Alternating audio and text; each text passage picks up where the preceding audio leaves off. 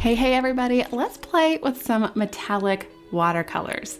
Now, I am a total watercolor newbie and I have been having so much fun exploring and playing with these. I thought I would share a fun little project that's super easy. Trust me, if I can do it, anyone can do it. That lets us have a little bit of creative play in our lives. Come along with me. So the project we're doing today is based on this sketchbook piece. I love so many pieces about it. There were also some things that I wanted to change. So for this project, I am using this Canson watercolor paper. I'm using my metallic paints. These are from Hobby Lobby. They have the built-in palette there. I will also be using some pens. So my Uniball Signo white, my Posca white, my Uniball Signo silver, Uniball Signo gold, and my good old handy Micron. But again, you can use whatever you've got at home. So I'm just gonna start off with a little sketch. Now, looking at this, you can see that I'm kind of a little bit over halfway, and then I have this sun. So really, this is not hard sketching. Don't worry if your drawing skills are not up to par. Trust me, I am no drawing expert, but really you're just drawing a set of squiggly lines, a circle for the sun, and that's it. So let's give this a go here. And we are going for a somewhat of a look of the sea. So that's why these are kind of reminiscent of waves. So now we need to make the sun, and while you're welcome to try and freehand this, one thing that I'm going to be doing is using my trusty little cup so that I can make my sun nice and even. I just like to have it about halfway so that it looks like it's halfway set. Use my pencil and trace all the way around. Okay, lovely. And now we just need to draw our rays of the sun. So I will use my trusty straight edge, yes, very fancy here, to give myself a bit straighter lines. Now, this is not an exact science, just trying to approximate somewhat symmetric divisions. And I am taking these rays all the way up to the edge, and you can add more rays. For now, I think this is good, and this won't be exact. Again, this is the sketch, but it is a nice starting point for where we're going next.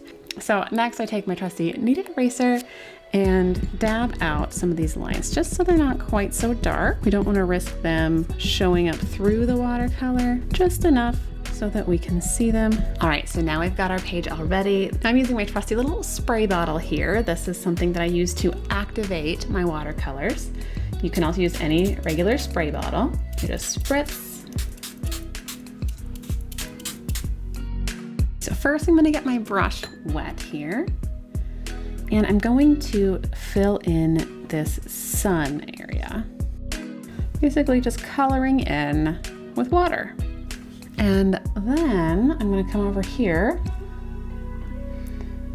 and get some of this gold, put it on my palette. Get some water. You can see I have a little residue from when I did the sketch version of this here.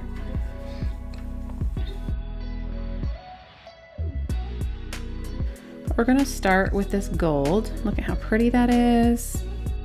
And the great thing I'm learning about watercolor is if you have been careful with where you've put your water, the color will stay within those bounds. Okay, so we've got our sun. Now we're going to move into our rays. So I'm just going to try a first little go at lines, and then we'll go back and fill them in a little bit more. Sometimes I'm not very patient. So one of the things I'm trying to work on, maybe not very successfully, is moving a little bit more slowly. And that's one of the things that I struggle with as I'm learning watercolor, is waiting for layers to dry. Oh my goodness, it can be so hard.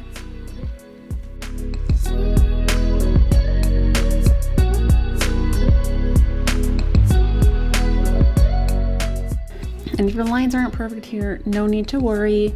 We will be going over this with, some pen embellishments. And trust me, those pen embellishments I love so much because they hide a multitude of sins. So it's really easy to get things to still look great. Even if your lines aren't perfect, like this guy got a little thick, we can cover that up, no problem, once we start adding those pen edges and embellishments.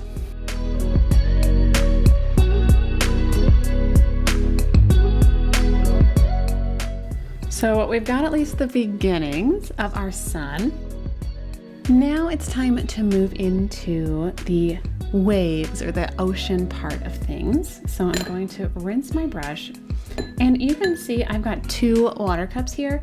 And this is because I have discovered through some of my YouTube tutorial watching that a 2 rinse cup system really helps make sure you're getting your brush as clean as it can be, minimizes any kind of cross contamination between your colors on your palette, and just helps keep that water fresher for longer. So definitely something that I've been loving. Now first, I'm actually just going to wet this color that's here on my palette already. This is one of the ones, again, left over from my previous sketch of this particular project.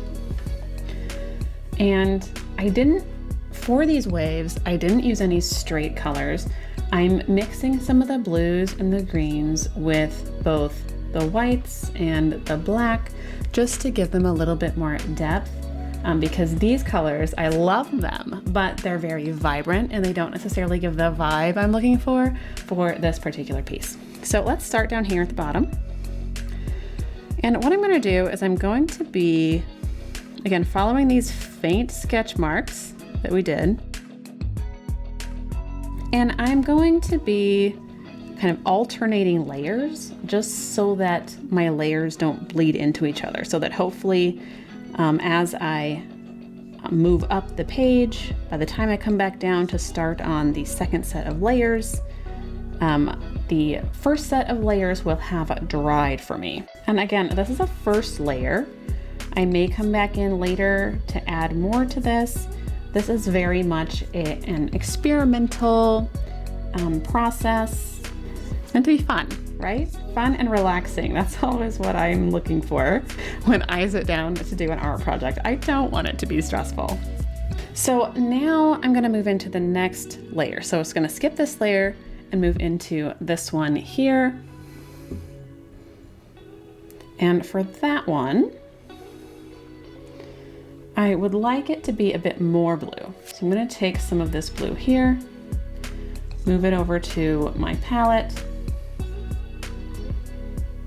One thing I love about this bigger brush is it picks up lots of color for me.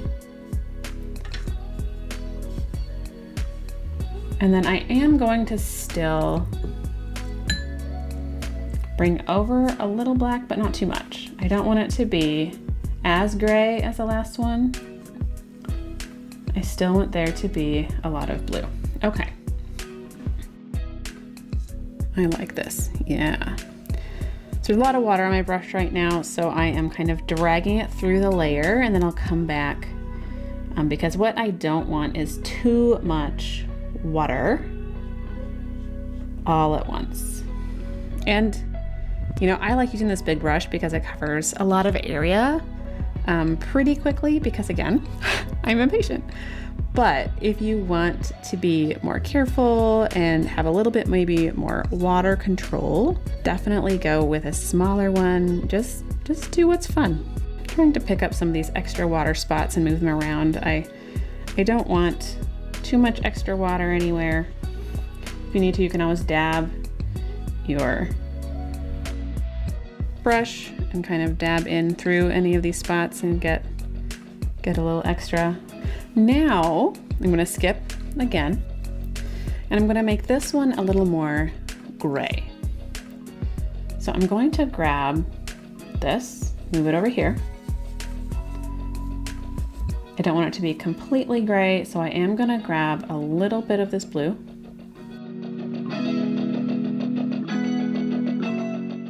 And again, there are no rules here. So It might seem intimidating to be like mixing colors. I know when I first started with watercolor, I was so intimidated with mixing. I just wanted to use the exact colors that were on the palette. But it's so much more fun once you just start experimenting, let yourself go, remove the fear of imperfection and you're gonna mess it up, right? I know that's always something I struggle with. I'm gonna mess it up.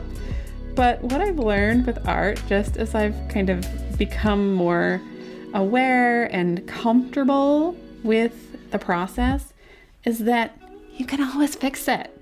There's always things you can do to fix a quote unquote mistake, right? So we never need to worry about messing up. Just, again, have fun. Don't stress. Refuse to stress. I know I'm a very type A person, and so as much as I breathe with creativity, that type A can definitely make it difficult to kind of, let yourself go. And I see that I inadvertently skipped a thin layer, but again, there's no mistakes. There's just happy accidents. That's what Bob Ross said, right? I don't know. Happy trees anyway. Okay, now I'd like something to be a little bit more green, all right? So I really love this green color here. I'm gonna pull it over. Bring it a little bit more. That's one thing that I'm learning is make sure you have more paint other than less, because it's really hard to mix the exact same hue a second time. So still a work in progress. All right, trying to get that hue, rinse off a little bit. Get some of this green, bring it over.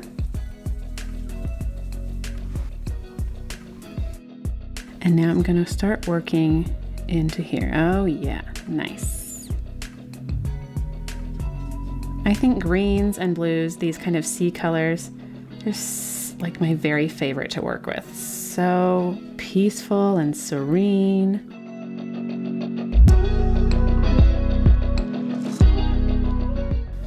All right, again, I have a lot of water on the brush right now. It's one of the challenges of using a brush this big. Trying to spread it out a little bit so I don't get those pools of water. One of the things I have learned apparently is that there is a big difference when it comes to the paper you're using in terms of how water affects it. So for this project, you do need to use a decent amount of water, and I'm using relatively cheap paper. No, it's not the cheapest, but I'm a beginner. I don't want to be stressed about wasting, a really expensive piece of paper. And so one of the ways I do that is not spend too much. But I guess that also means that the page can start buckling a little bit as you start to get a little bit more water on your page. And so just be prepared for that. That also means that if you do have a little bit too much water, it can start to collect at certain points on the page. And so just be on the lookout for that. If I see that, I try and, move it around, or if I need to, again, I can use the brush to sop some of that up. All right, so that's looking good. I really love that color. I think I'm gonna have to mix a little bit more to bring it down here, because I think I'll want to use that again.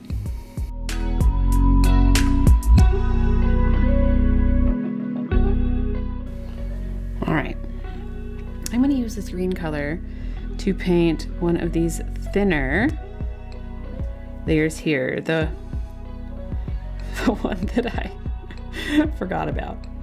So, and you can see this is a slightly different green. That's okay.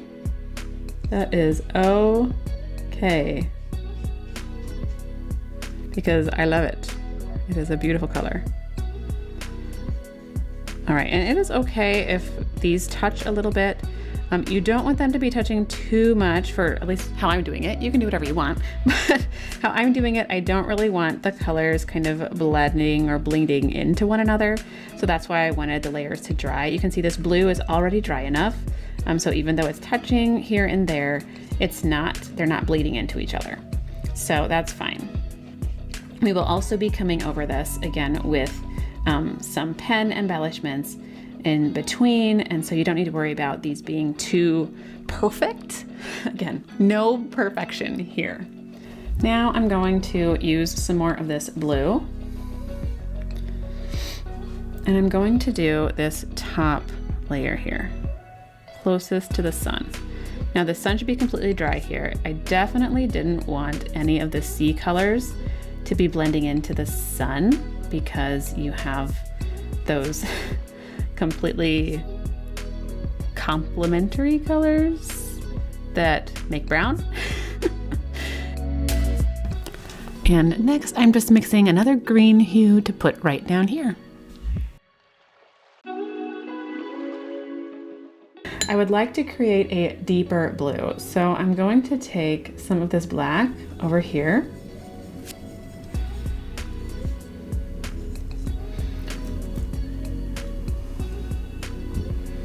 Also some of this blue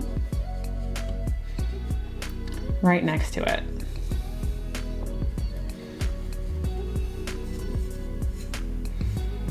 Take a little of this over here.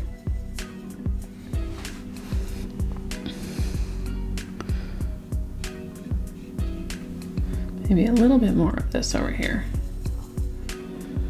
There we go. Again, the two layers on either side should be dry by now.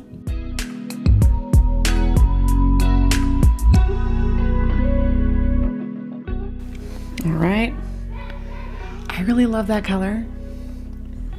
I'm actually gonna put it over this one here that I didn't love as much. Actually, maybe the bottom one.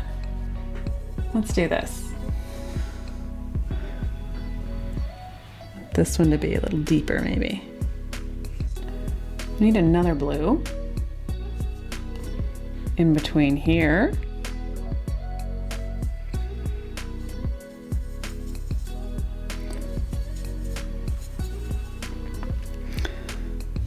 I'll do this. I just love these colors. In here. Keep that water from puddling.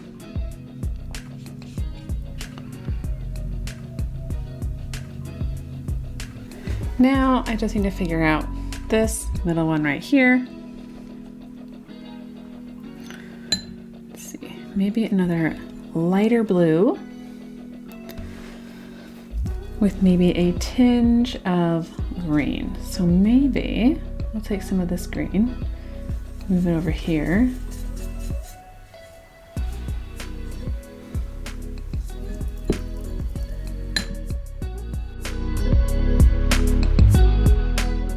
Try this.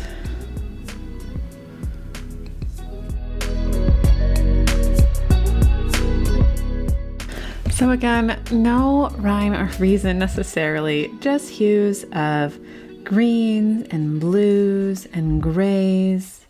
And one thing I love about this piece is the contrast between these kind of sea colors with the gold radiance of the sun. Yeah, I like that. I think I might now go back and add a bit more dimension to these two colors. This blue color, I think, needs a little something something. It just wasn't speaking to me as this lighter blue. So I'm just going back over, trying to make it a little bit darker color. I'll do the same thing with this up here.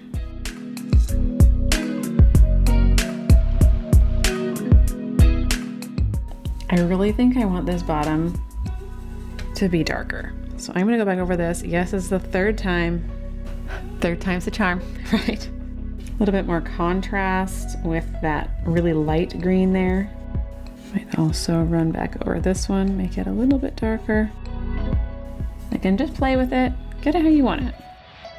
All right, now we're going to move in to kind of fill in the space between the rays. So to do this, I'm going to mix some of this really light yellowy gold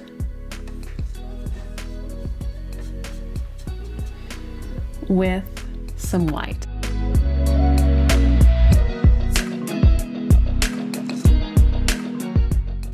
All right, so now we're laying down the little, I call them light patches in between the sun rays. This is a very, very faint kind of ivory gold. I've mixed that white and the yellow with a decent amount of water, just kind of coloring. Now again, because we will be embellishing with the pens, the lines in between these don't need to be perfect. This is why it's a great beginner project. All right, so we have got our paint down. I'm gonna let this dry, pause, come back so we can start laying in the fun stuff, which is all of those little pen embellishments. All right, and we're back. Everything is nice and dry. I'm going to start up in this corner. I don't want to be dragging through the paint pen and kind of messing it up as I go down this way. Since I'm right-handed, I'm gonna start up here. I'm gonna do my best to make these lines as straight as I can, but I'm not gonna stress too much about it.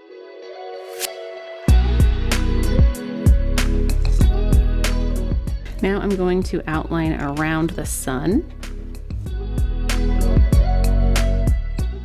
And now I'm going to start at the top and start coming across.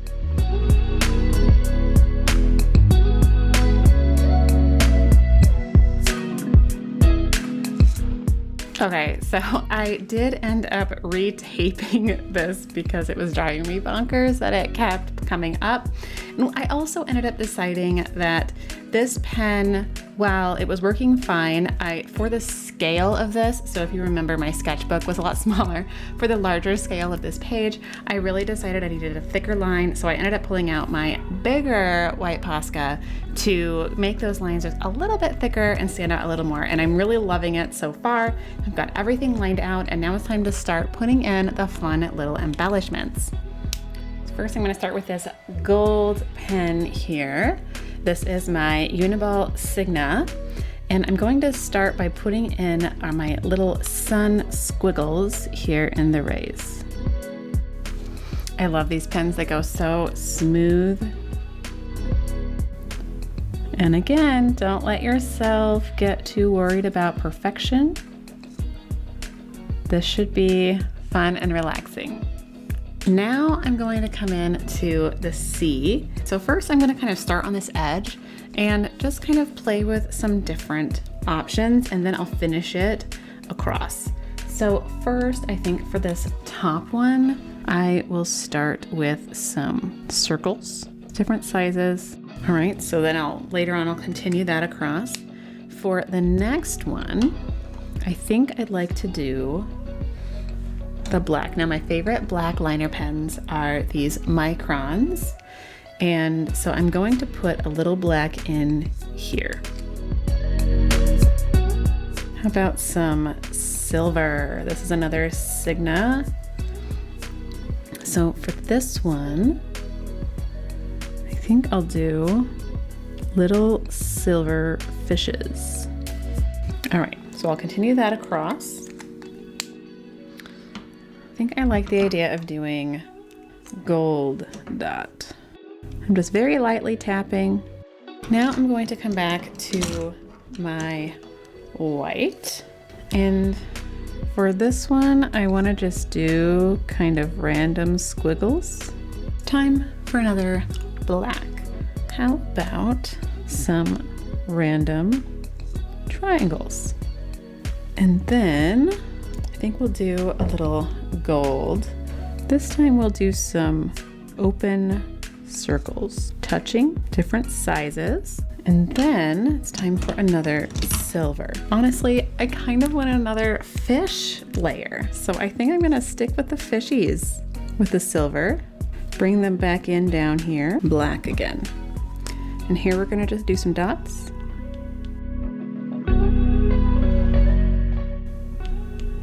Okay, so we'll finish that up, and then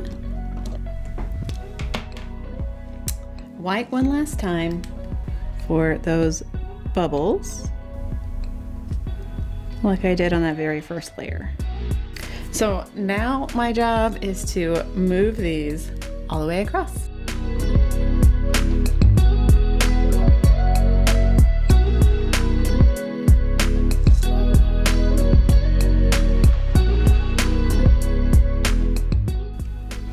is a teensy bit tedious, but if you kind of make it a little bit meditative, like just breathe and do one mark at a time, it can be really relaxing too.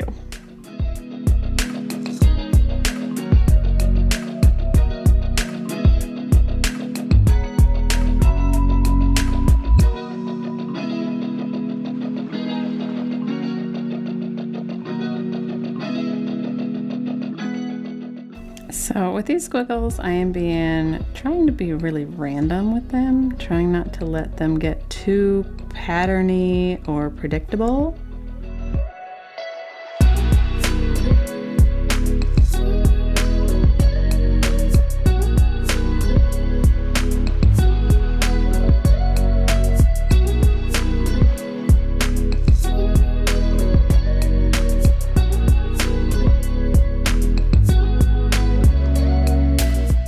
Okay, while we're here, why don't you go ahead and hit that like button if you're enjoying this project.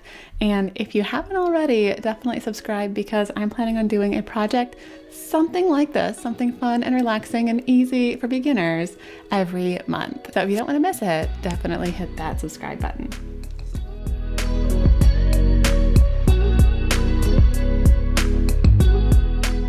So I think we're done. Let's take off some of this tape so we can see the finished products. And there we have it. It's so beautiful. So definitely let me know how it goes in the comments if you try this out. Thanks for coming along on this wandering creative journey with me. I will see you next time.